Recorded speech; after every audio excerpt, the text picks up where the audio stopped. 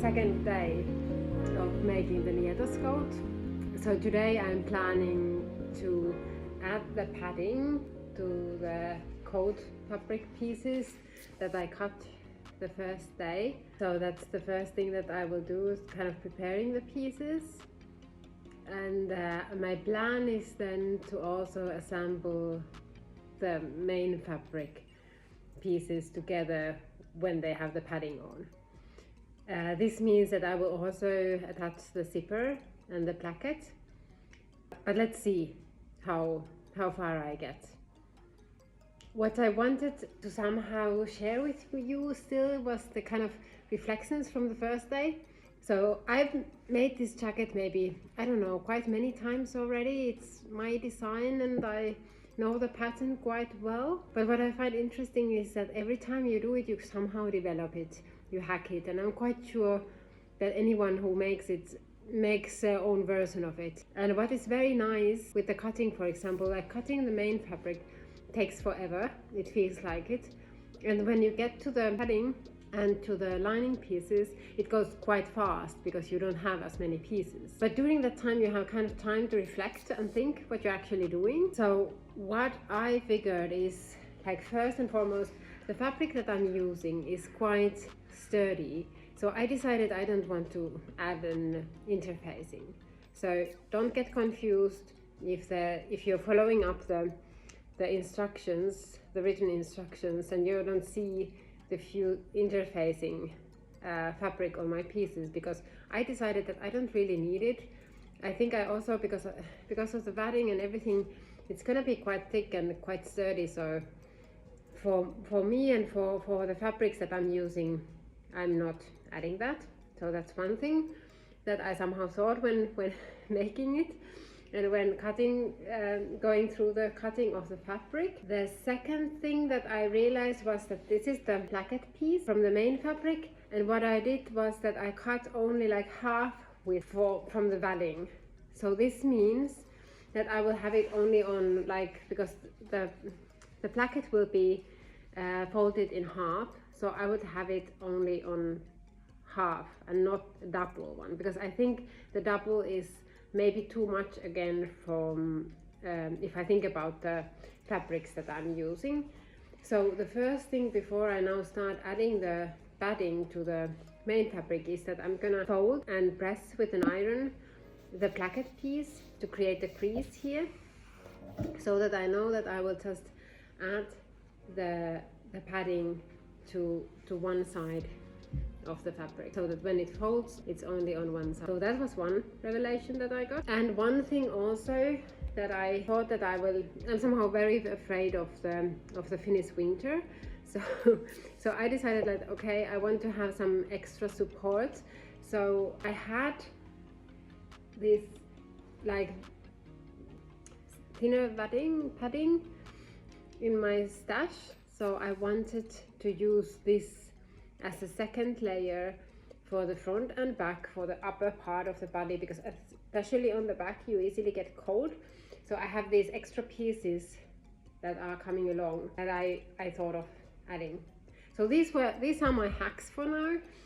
And now what I will start is to draw the lines for the main fabric pieces to all of them, and then I will stitch according to those lines. For lunch I'm having borsch today, a warm-up from Friday. We had some visitors and we made a big pot of borsch, and that's great.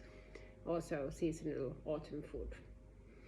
These are my front and back pieces, and I'm gonna start now with the front. And the first line I'm gonna mark here at the arm sky where the sleeve will be attached. So that's the first line, and from there I'm gonna mark 10 centimeters on both sides.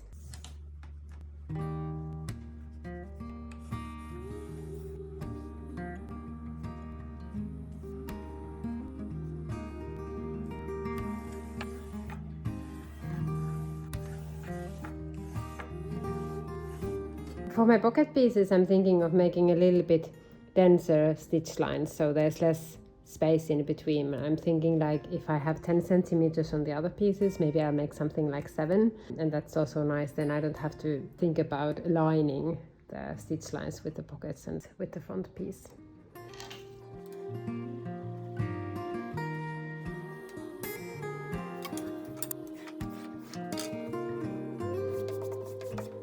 So here I'm going to lay the fabric pieces on top of the batting. So this is my sleeve.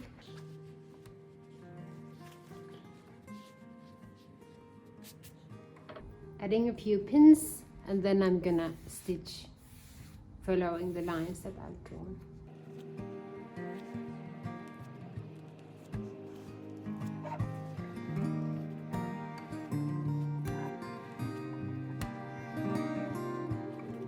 So for the stitching, I'm gonna use this really bright, a little bit like neon stitching thread. So that's my go-to.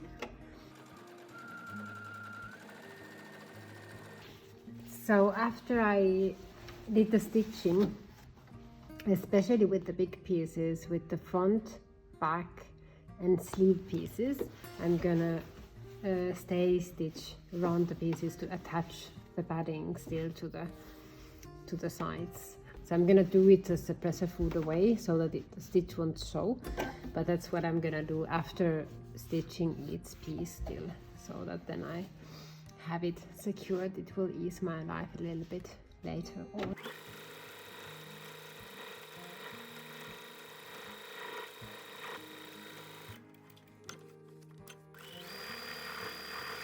So that was crazy, a lot of sewing what I just did.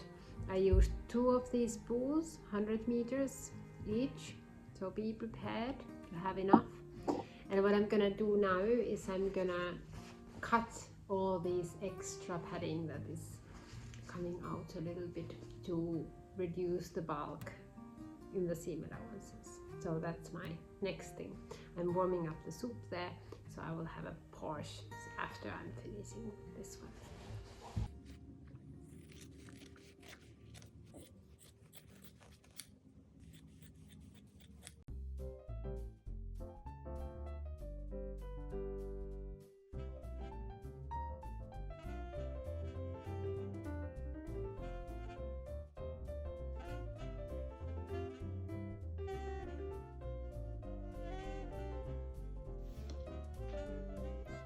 All right, bon appetit!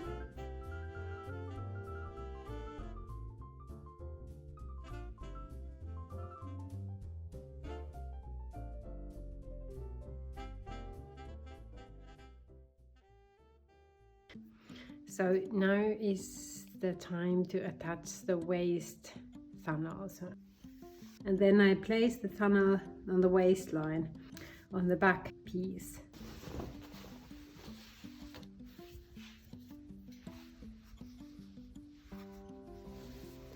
So these are the notches that indicate the placement of the waist funnel.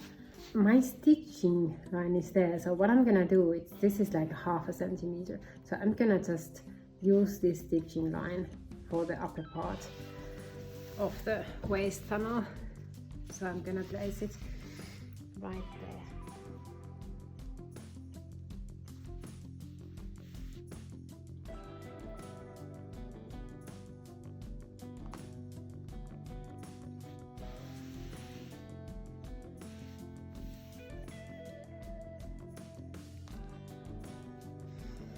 And I'm gonna stitch this from the right side so that I exactly hit the stitch line where I want to have it.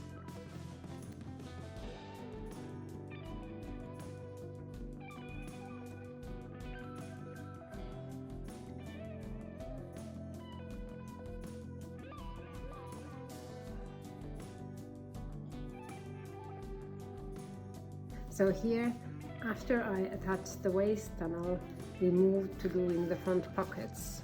So I'm making the pockets with batting. So I'm just gonna take the pieces with the batting and the ones without, and I'm gonna place them on top of each other, right sides together. and I'll add a couple of pins. So I'm gonna sew around here and just leave a turning hole somewhere on the either side or on the bottom.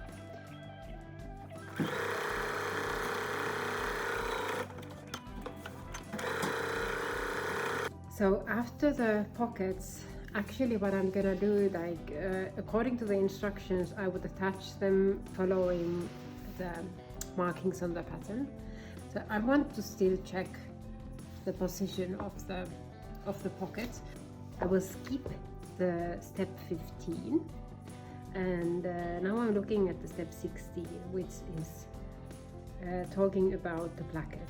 So this is my right front piece, so I need this one, and then I need the plackets. So it should be starting from the neckline and going all the way down. So I can sew that as well.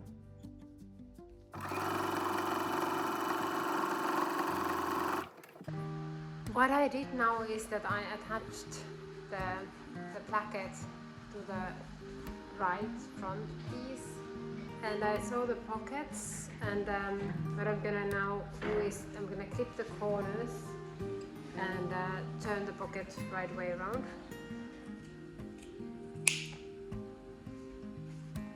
So these are the clipped corners, and I'm gonna turn it around. What I didn't do now is to attach the zipper, and this is basically because I don't trust the zipper that I have, and I'm gonna get myself a new zipper. So this is now the turned pocket. So what I'm gonna do still today is that I'm gonna create the hood. So these are the stitched pieces, these are the side hood pieces, and this is the center hood. And the center hood is gonna be attached. There's a little bit shorter edge and a little bit longer one. So the longer one goes together here. So they go together like this. And I'm gonna assemble also the lining part of the hood, which is the one without the stitches. And then I'm gonna sew them together from the opening of the hood. So from here. Sewing the hood is the steps 28 to 29. So these ones here. So those I'm gonna do still today. So I had to come out to kind of say the last words for today because it's getting incredibly dark. So I think it's a good time to finish up for today. So I didn't really manage to do everything I wanted. I managed to do my beautiful hood. So that's all done. And I will just continue with the zipper next time. I have to get a better one. I don't want to attach a zipper that will get, but I'm not so sure if it will last for long. So I will continue with the zipper and assembling the coat next time.